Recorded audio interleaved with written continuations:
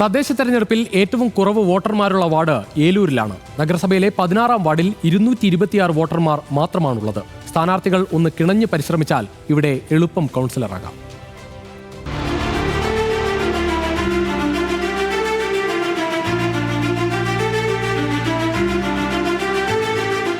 തെരഞ്ഞെടുപ്പ് പ്രചാരണവുമായി സ്ഥാനാർത്ഥികൾക്ക് ഇവിടെ ഓടിക്കിതക്കേണ്ടതില്ല.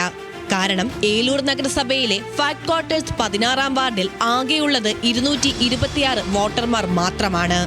ഇതിൽ 108 സ്ത്രീകളും 118 പുരുഷന്മാരുമുണ്ട്.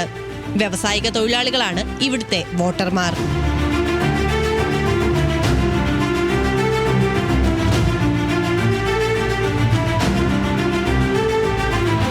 വോട്ടർമാരുടെ എണ്ണത്തിൽ കുറവാണെങ്കിലും ചൂടേറിയ ത്രികോണ മത്സരമാണ് ഇവിടെ നടക്കുന്നത്.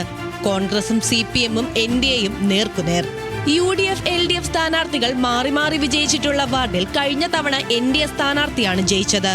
സീറ്റ് നിലനിർത്താനാകും എന്ന പ്രതീക്ഷയിലാണ് NDA സ്ഥാനാർത്ഥി അഖില സുരേന്ദ്രൻ. ആകെ 226 പേരെ നമ്മുടെ വാർഡിൽ വരുന്നുള്ളൂ. അതിലൊരു 108 സ്ത്രീകളും 118 പുരുഷന്മാരും ചേർന്ന് വളരെ ചെറിയ വാർഡാണ്. ഇപ്പോൾ ഫാക്ടിൻ്റെ അണ്ടറിലായതുകൊണ്ട് തന്നെ നമുക്ക് ഏലൂർ മുനിസിപ്പാലിറ്റിക്ക് അധികം കാര്യങ്ങളൊന്നും ഇവിടെ ചെയ്യാനായിട്ടില്ല. എങ്കിലും നമ്മൾ നല്ല രീതിയിൽ തന്നെയാണ് പ്രവർത്തനങ്ങൾ മുമ്പോട്ട് പോകുന്നത്. 5 വർഷമായിട്ട് ഞങ്ങൾ തന്നെയാണ് ഭരിക്കുന്നത്. അപ്പോൾ ഇനി തുടർന്ന് വരുന്ന 5 വർഷം ഞങ്ങൾ തന്നെ ഭരിക്കുമെന്ന് ഉറച്ച വിശ്വാസം ഞങ്ങൾക്കുണ്ട്. കൈവിട്ട സീറ്റ് കൈപ്പിടിയിലാക്കാൻ LDF സ്ഥാനാർത്ഥി ശ്യാമ ഗിരീഷും സജീവമായി രംഗത്തുണ്ട്. എണ്ണം കുറവാണെങ്കിലും നമ്മൾക്ക് അധികം പണിയെടുക്കേണ്ട ഏരിയ തന്നെയാണിത്.